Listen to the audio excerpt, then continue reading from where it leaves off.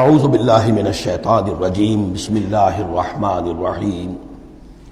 سورۃ الزلزال، اس کے بارے میں بھی اختلاف ہے کہ یہ مکی ہے یا مدنی ہے۔ میرے نزدیک مکی ہے 100%۔ اور اس کے بارے میں ایک روایت یہ آئی ہے کہ حضور نے فرمایا ہے کہ یہ ایک سورت جو ہے 1000 آیات کے ہم وزن ہے اپنی فضیلت کے اعتبار سے۔ بسم اللہ الرحمن الرحیم۔ اذا زلزلت الارض زلزالها، جب زمین ہلائی جائے گی جیسے کہ ہلائی جائے گی، یعنی تم اس وقت اندازہ نہیں کر سکتے کیسے ہلائی جائے گی۔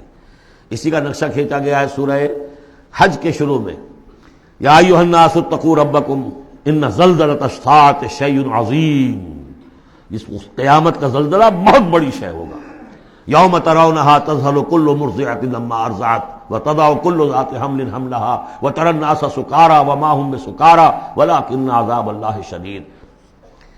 تو اذا زلزلت الارض زلزالها واخرجت الارض اثقالها، اور زمین اپنے سارے بوجھ نکال کر پھینک دے گی۔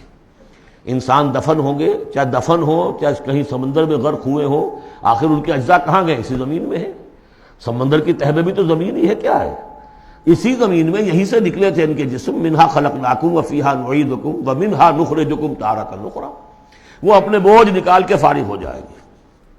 وقال الانسان ما لہا، انسان کہے گا اسے کیا ہوا، یہ کیا حالات ہو گئے، کیا صورت بنی ہے؟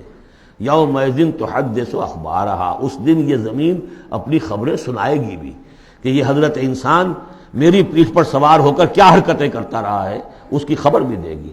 جیسے کہ فرمایا گیا سورہ حامیم سجدہ میں، ہمارے اپنے ہاتھ ہمارے خلاف گواہی دیں گے، ہمارے اپنے پاؤں ہمارے خلاف گواہی دیں گے، ہماری اپنی جلدیں اور کھالیں ہمارے خلاف گواہی دیں گی، اور ہم کہیں گے گھبرا کر کہ لما شہدتم علینا، تم نے ہمارے خلاف کیوں گواہی دی، تم تو ہمارے عضو ہو۔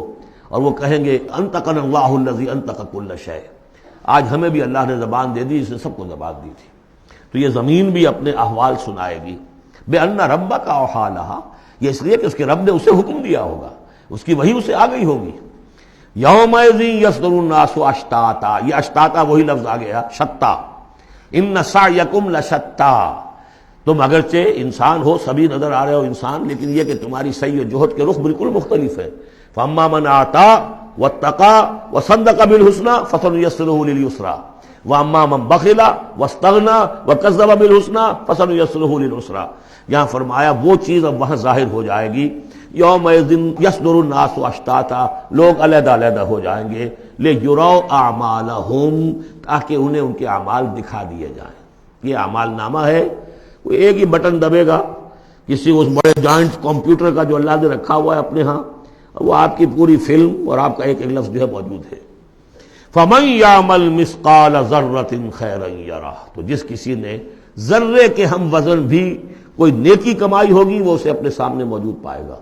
وَمَن يَعْمَلْ مِثْقَالَ ذَرَّةٍ شَرًّا يَرَهُ، اور جس کسی نے نیکی بدی کی ہوگی ذرے کے ہم وزن، وہ سامنے۔ اب ذرہ کسے کہتے تھے عربی زبان میں؟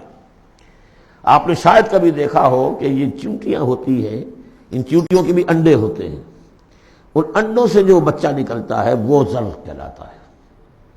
اب ظاہر بات ہے کہ ہر زبان کے اندر کسی شے کے لیے، چھوٹی چیز حقیر چیز کے لیے ان کی اپنے آبزرویشن سے وہ چیز لی جاتی ہے۔ جیسے میں نے فتیلہ، کہ کھجور کی ناف میں جو لگا ہوا ہوتا ہے چھوٹا سا ایک تاگا سا، وہ فتیلہ ہے۔